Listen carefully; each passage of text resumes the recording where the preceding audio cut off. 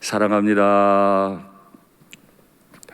아마 명절 당일이기 때문에 우리 교우들께서 이동도 많이 하실 듯하고 분주하실 텐데 이 말씀을 받고 기도하기 위해 이 영상 앞에 서신 것으로 압니다. 그 간절한 마음을 우리 주님께서 들으시고 우리에게 주신 이 2021년 새해가 주의 은혜 가운데 복되실 줄 믿습니다. 저는 지난주에 이스라엘 백성 12지파 가운데 12명의 지도자가 정탐꾼으로 파송되어 보고한 내용에 관해 말씀을 드렸습니다. 그 지도자가 현실을 바로 파악하는 것도 지도자의 역할이지만은 또 하나 그 현실을 믿음으로 해석하는 것도 지도자의 역할이라고 말씀을 드렸죠. 그렇게 지도자가 지도자답지 못하게 되면 그 전체는 무너짐을 경험할 수밖에 없게 된다고 말씀드렸습니다. 그렇기에 우리는 모든 것을 믿음으로 받아들이는 노력들을 할 필요가 있겠습니다. 하나님께서는 우리에게 가나안 땅 전체를 주시는데 우리에게 원하는 건 한 가지예요. 제 마음, 제 믿음, 그거 하나 원하는데 우리를 지금까지 인도하신 하나님 그 한 분만 바라보게 되기를 간절히 바랍니다. 그렇게 12명의 지도자 가운데 10명의 지도자가 그 땅이 아름다우나 그 성읍은 견고하고 백성들은 너무 장대한 거인의 후손이기 때문에 우리가 절대 못 들어간다라고 하는 그 악평을 하는 소리를 듣고 오늘 본문 시작과 같이 온 회중과 백성이 완전히 부정적인 반응을 하죠. 온 회중이 하나님 앞에서 정말 내내 울부짖었다고 기록하고 밤새도록 하나님 앞에 통곡했다고 기록해요. 본문이 대꾸를 이루며 반복하는 걸 보세요. 온 회중이 백성이 통곡을 하고 하나님 앞에 부르짖고 밤이 새도록 한 행동들을 보시면 지도자들의 불신앙이 어떤 파국을 가져오는지 이해할 수 있습니다. 저 윤상덕 담임 목사도 일산교회의 지도자이고 교회의 지도자로 부르심을 받은 많은 분들이 계신데 우리가 가장 먼저 해야 할 건 현실을 잘 파악하는 것도 중요하지만은 우리 각자가 하나님의 임재 안에 갇히고 하나님의 사랑 안에 갇히고 하나님의 믿음으로 충만한가 이걸 확인해야 하죠. 그래서 저는 지난주에 말씀드릴 때 한 땅을 정탐하기 위해서는 정탐꾼이 자신의 마음부터 먼저 정탐해야 한다. 내가 믿음으로 충만하지 않으면 아무리 좋은 땅이 있어도 들어가지 못하게 될 거니까 정탐꾼은 땅을 정탐하기 전에 그 마음부터 정탐해야 한다고 말씀드렸죠. 정말 무서운 일입니다. 지도자의 불신앙은 감염병과 같아서 수백만의 이스라엘 백성들을 절망하게 만들고 말아요. 우리의 언어가, 우리의 관습이, 우리의 행동이 혹시 하나님 보시기에 정확한지 반듯한지 돌이켜 생각해 보면 좋겠습니다. 그럼에도 불구하고 오늘 한 가지 여러분들께 드릴 말씀이 있습니다. 분명히 지도자들은 12이었고 12 가운데 10은 부정적인 보고를 했지만 2은 긍정적인 보고를 했습니다. 왜 그 2의 보고는 듣지 않고 온 회중과 백성이 밤새도록 통곡하고 부르짖는 부정적인 결과를 가져왔습니까? 그건 지도자들의 보고가 불신앙에 근거했기 때문이기도 하나 긍정적이고 신앙, 확신 가운데 보고하는 말을 들을 귀가 없었던 불신앙으로 들었던 백성들의 문제이기도 해요. 공동체의 문제는 지도자 한 사람이 일으킬 수도 있으나 또한 동시에 불신앙, 확신 없는 백성들의 문제이기도 합니다. 그러니 오늘 이스라엘은 하나님을 따라 나온 이 기간 내내 하나님에 대한 확신이 없었구나. 지도자도 하나님에 대한 확신이 없고 백성들도 하나님에 대한 확신이 없으니까 이 부정적인 말 한마디가 그들을 이렇게 어렵게 만들어 버렸구나 이해가 가능한 거죠. 그렇게 부정적인 말을 듣고 밤이 새도록 울다 지친 백성들이 그 원망을 쏟아내는데 그 원망이 향하는 방향은 바로 아론과 모세였습니다. 그들을 지금까지 여기까지 보호하시고 인도하시고, 지금도 그들의 머리 위에는 구름 기둥이 있고 그들의 그 구름 안에는 불이 타고 있는, 그 놀랍게 그들을 인도하시는 분은 하나님이신데, 그들의 마음은 내 눈에 보이는 아론과 모세를 향해 원망이 일어났죠. 저는 이런 생각을 해봐요. 이스라엘 백성들은 구름을 보고도 하나님을 기억 못하는구나. 불을 보고도 하나님을 기억 못하는구나. 밤새도록 통곡할 때 하나님의 불기둥은 위에 있었을 텐데 그 장엄한 불기둥을 보지를 않으니까 눈앞에 있는 모세와 아론만 쳐다보면서 원망이라는 걸 하는구나. 하나님이 시내산에서 이스라엘 백성들과 주종의 관계, 언약을 맺으셨죠. 그리고 나는 너를 제사장들의 나라로 삼겠다 하나님께서 약속을 하셨으나 그들은 그 말을 들어도 다 흘려보내는, 하나님은 안중에도 없는 바로 그런 마음이었던 거죠. 원망이 자꾸 일어납니까? 그 원망이 일어날 때 내 마음을 한번 다시 정탐해 보십시오. 나의 마음은 주님께 갇혀 있는가? 환경에 갇혀 있는가? 나의 마음은 주님께 갇혀 있는가? 사람에게 갇혀 있는가? 나의 마음은 내가 하고 싶은 대로 갇혀 있는가? 하나님의 소명에 갇혀 있는가? 가만히 들여다보면 어쩌면 우리의 마음이 하나님을 향하지 않고 있을 수 있겠구나라는 생각이 많이 듭니다. 그러니 여러분, 오늘 설날이지만은 오늘 이 말씀을 깊이 있게 받음으로 우리의 날들이 좀 새롭게 준비되고 하나님의 은혜 가운데 가두어져 있고 하나님의 임재 가운데, 하나님의 구름기둥 불기둥 가운데 갇혀져 있는 우리의 삶이 되기를 간절히 바랍니다. 그리고 이스라엘 백성들은 그 원망하는 마음을 바꾸어서 계속 얘기합니다. 어찌하여 여호와가, 오늘 본문의 제목이죠. 어찌하여 여호와가 우리를 애굽 땅으로 인도해서 칼에 맞아 죽게 하려 하는가? 여러분께 묻겠습니다. 가나안 땅에 들어가면 거기에는 칼이 많이 있습니까? 없습니까? 있습니다. 성벽은 너무 높고 견고해서 뚫고 들어가기도 어려울 정도이고, 그곳에 있는 그 5 민족들, 그리고 가나안 전체로 보자면 7 족속들, 그 7 족속들이 살고 있는데 그들은 네피림의 후손과 같아서 장대하고 정말 강력한 군대를 가지고 있는 것도 맞습니다. 그러니 이들의 현실 파악은 틀리지 않았다고 말할 수 있습니다. 칼은 분명히 그 땅에 있어요. 그러나 한 가지, 칼만 거기 있습니까? 그들을 기다리는 건 칼뿐입니까? 말도 있죠. 그 땅은 젖과 꿀이 흐르는 땅인데 내가 그 땅을 너희에게 주노라 하신 하나님의 말씀도 거기에 있잖아요. 하나님의 계획도 거기에 있잖아요. 칼과 말 중에 이 백성들은 자기들이 원하는 걸 선택했어요. 그 백성들, 그 가나안 7 족속의 칼이 강하니까 강력하신 여호와 하나님의 말씀을 버리기로 한 거죠.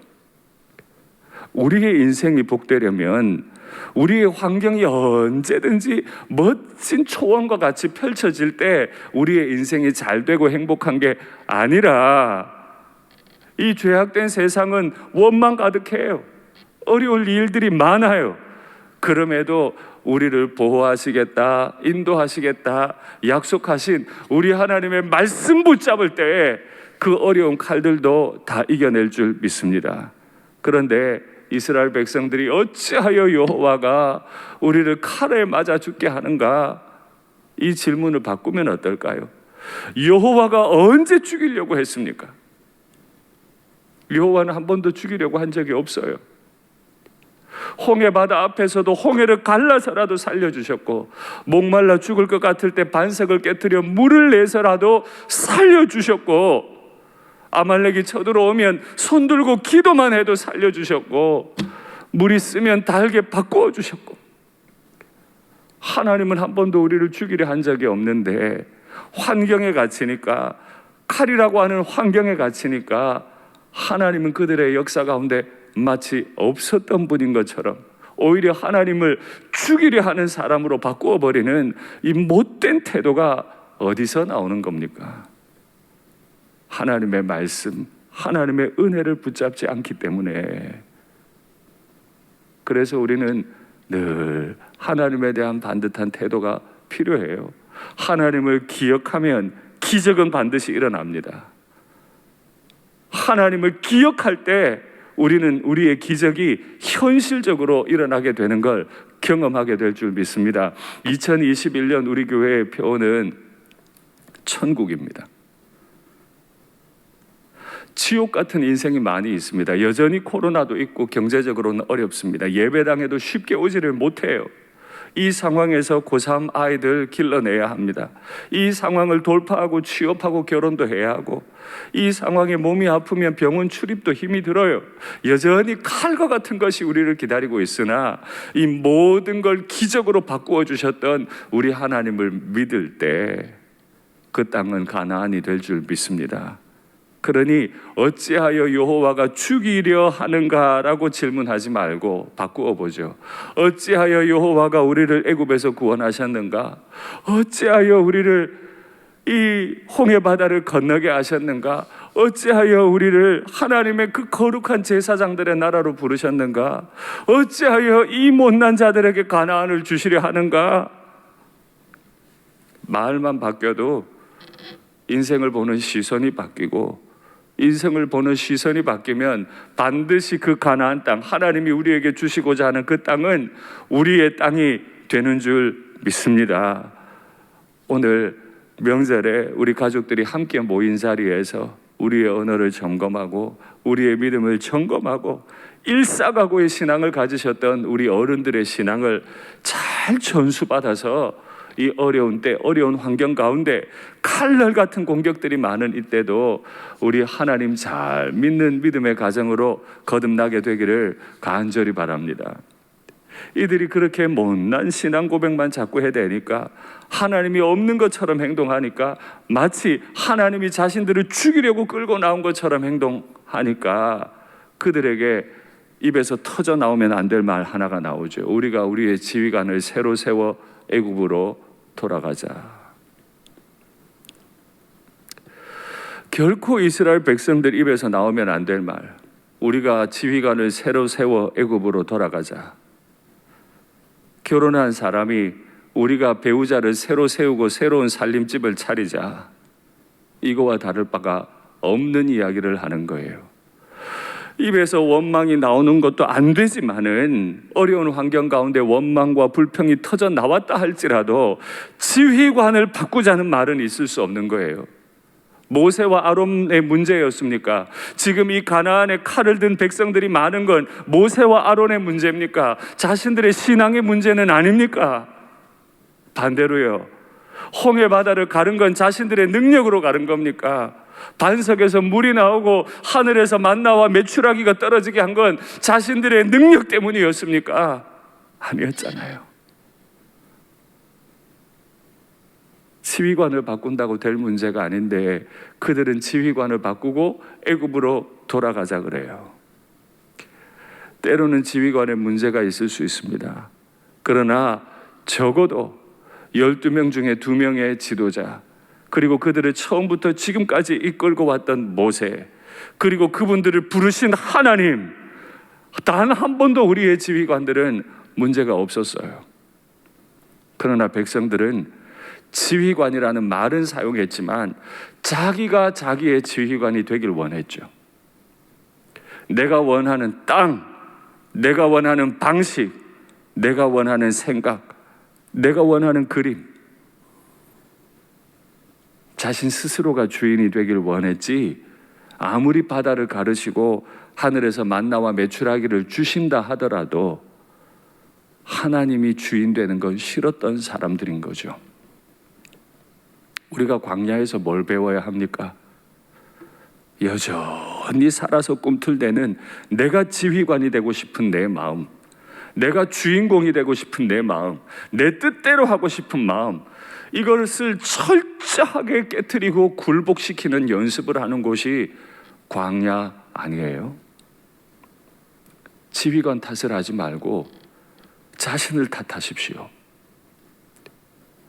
홍해바다를 가르신 하나님을 기억만 했더라면, 아말렉이 그렇게 강력했어도 아말렉을 기도로 다 이기게 하신 것을 기억했더라면, 가나안의 7 족속이 와도 아이고 뭐 하나님이 홍해바다도 가르셨는데 그 성벽도 다 갈라주시겠지, 아말렉도 이기게 하신 하나님이 가나안도 이기게 하시겠지, 왜 이 말이 안 나오는지, 왜 조금만 어려우면 자꾸 불평과 불만만 나오는지 우리 자신을 점검하는, 그래서 우리의 한 해와 우리의 평생이 주님 앞에 복을 누리는 그런 삶이 되기를 간절히 바랍니다. 그렇게 그들의 원망과 그들의 분노와 그들의 울부짖음이 밤이 새고 다른 지휘관을 세우고 애굽으로 돌아가자고 하니까 모세와 아론이 그들의 앞에서 엎드렸다고 표현해요. 여러분, 모세와 아론이 왜 엎드렸을까요? 우리 2 사람 버리지 말아주세요, 우리 2 사람 죽이지 말아주세요, 비굴하게 지도자 자리를 탐하고 지도자 자리를 붙잡기 위해 매달린 행동이었습니까? 아니면 이들이 하나님 앞에 저주받을 말을 하고 행동을 하니까, 지휘관 대신 하나님을 버린다고 하니까 그걸 막아서기 위해 엎드린 겁니까? 여러분, 무엇이라고 생각하세요? 여기서 한 가지 결론 내릴 수 있어요. 지휘관을 수치스럽게 하지 마십시오. 한 가정의 가장을 수치스럽게 하면 안 되고, 교회의 리더를 수치스럽게 하면 안 되고, 회사의 리더를 수치스럽게 하면 안 되고, 무엇보다 우리 인생의 주인이신 우리 하나님을 수치스럽게 만들면 안 됩니다. 지휘관을 엎드러지게 만드는 것은 내가 부족해서 엎드려지는 거예요. 홍해바다가 있을 때 모세가 백성들 앞에 엎드렸습니까? 무리바의 반석이 있을 때 모세가 백성들 앞에 엎드렸습니까? 아니잖아요. 내 마음대로 하고 싶을 때, 내가 지휘관이 되고 싶을 때 지휘관은 철저하게 수치를 당합니다. 하나님의 방법이 아니니까요. 오히려 지휘관과 함께 하나님의 나라를 향해 걸어가는 우리 모든 인생들이 되기를 간절히 바랍니다. 그렇게 모세와 아론이 두려운 마음으로, 안타까운 마음으로 하나님의 저주를 막아서는 심정으로 그렇게 엎드렸더니, 옆에서 정말 멋있게 우리가 올라가서 그 땅을 취하자, 그 땅은 심히 아름다운 땅이다, 그렇게 보고했던 여호수아와 갈렙이 자신의 옷을 찢었다고 기록해요. 진짜 하나님의 사람들은 지도자를 원망하거나 하나님을 원망하거나 모독하거나 지난 은혜의 역사를 다 잊어버리고 애굽으로 돌아가자고 말하는 사람들이 아니고요. 진짜 하나님의 사람들은 이 어려운 현실 가운데 자신의 옷을 찢는 사람들이에요. 엎드리는 사람들이거나 내가 너무 슬퍼서, 어떻게 이 백성들이 이렇게 하나님을 버리는가 너무너무 슬퍼서 옷을 다 찢는 사람인 거죠. 분노함으로 사람들 앞에 막 소리 지르거나 그렇게 행동하시면 안 돼요. 그건 지도자답지 못한 거예요. 지도자는 힘들고 어려운 일이 있어도 자신의 가슴을 찢는 사람이에요. 가슴을 찢고 하나님의 약속을 생각하는 사람들이죠. 일산교회 담임 목사나 일산교회 지도자들로 부름받으신 많은 분들이나 각 가정의 지도자나 일터의 지도자들께서 자신의 생각과 혈기를 따라 행동하지 말고 하나님의 마음으로 자신의 가슴과 옷을 찢는 그런 성숙한 지도자로 세워지기를 간절히 바랍니다. 그렇게 자신의 옷을 찢으며 고백하잖아요. 우리가 보았을 때, 우리가 정탐했을 때 그 땅은 심히 아름다운 땅이고 하나님이 만일 우리를 기뻐하시면 하나님이 그 땅을 우리에게 주실 거다. 하나님이 언제 우리가 착해서 기뻐서 준다고 했습니까? 하나님이 언제 우리가 큰 군대를 이루어서 강력하기 때문에 기뻐서 그 땅을 준다고 했습니까? 아니잖아요. 애굽의 노예일 때 오래전에 600년 전에 아브라함과 맺은 약속을 기억하시고 그저 그 땅을 주신다고 했는데 지금 여호수아와 갈렙의 눈에 그들이 하나님 보시기엔 너무 기쁘지 않은 거예요. 무기가 없어서 안 기쁜 게 아니고, 훈련된 군대가 못 되어서 안 기쁜 게 아니고, 하나님이 구원을 못 한다고 하니까 안 기쁘시잖아요. 우리 믿음의 사람들이 할 일은 하나예요. 하나님을 제대로 믿는 거예요. 그러니 하나님을 거역하지 말라. 우리가 다른 건 괜찮아, 약해도 괜찮고 숫자가 적어도 괜찮은데 하나님을 거역하지는 말자. 여러분, 똑같은 현실을 경험한 거 아니에요? 똑같은 홍해를 건넜고, 똑같은 무리바의 반석을 경험했고, 똑같은 만나와 메추라기를 경험했는데 왜 가나안 정탐 때와 지금 이 순간에 10명의 지도자와 2명의 지도자는 의견이 나누어지는 거죠? 그들에게 하나님은 다른 하나님이었습니까?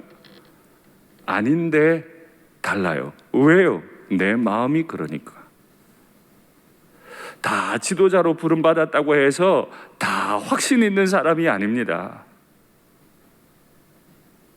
여러분, 이 사실을 두렵게 받으세요. 우리의 날들이 주님 은혜 가운데 복되려면 겉만 지도자가 아니라 이 뼛속 깊은 곳까지도 하나님에 대한 확신이 있어야 하는 줄 믿습니다. 이 확신이 넘쳤던 여호수아와 갈렙의 입에서 나온 마지막 말을 보세요. 그들의 보호자는 떠났고 여호와는 우리와 함께 계시느니라. 여호수아와 갈렙의 눈에 가나안 전쟁은 나의 전쟁이 아니고 보호자끼리의 전쟁이에요. 가나안 7족속이 섬기는 그 30가지 우상이 그들을 지키는 게 아니고 여호와 하나님 그분께서 우리와 함께 하심으로 이기게 될 거라는 고백인 거죠. 왜 가나안 7족속들 그들의 보호자가 떠났다고 말하는 걸까요? 그들의 보호자 본 적이 있습니까? 그들의 보호자가 떠난 걸 어떻게 알아요? 이 표현은 처음부터 그들에게 보호자가 없었다는 뜻이죠. 그들은 우상을 섬기는, 사람이 손으로 깎아 만든 돌이나 깎아 만든 나무나 섬기는 실체가 없었던, 그러나 나의 하나님, 우리를 여기까지 인도하시고 그 젖과 꿀을 너희에게 주겠다고 약속하시는 그분은 살아계셨고 애굽의 바로를 심판하셨고 홍해를 가르셨고 반석을 깨뜨리시고 메추라기와 만나로 먹이셨던 진실된 보호자였기 때문에, 그것을 믿기 때문에 오늘 이 위대한 고백을 할 수 있었죠. 똑같은 상황은 역사에서 늘 재현됩니다. 다윗의 고백을 한번 확인하시죠. 골리앗 앞에 서서 이렇게 말하죠. 오늘 여호와께서 너를 내 손에 넘기시리니. 골리앗은 일반 사람들보다도 훨씬 더 컸어요. 이스라엘의 모든 군대가 골리앗 하나를 이기지 못했어요. 그런데 소년 다윗은 여호와께서, 나의 보호자께서, 지금까지 나와 함께 하신 나의 하나님께서, 사자와 곰의 이빨에서 나를 건져주신 나의 하나님께서 너를 내 손에 넘기시리니 가나안을 우리에게 주실 것이니 내가 너를 쳐서 네 목을 베고 블레셋 군대의 시체를 오늘 공중의 새와 땅의 들짐승에게 주어 온 땅으로 이스라엘의 하나님이 계신 줄, 그 땅의 보호자는 떠났으나 우리의 보호자는 우리와 함께 계신 줄 알게 하겠고. 몰라서 문제라는 거예요. 몰라서 문제.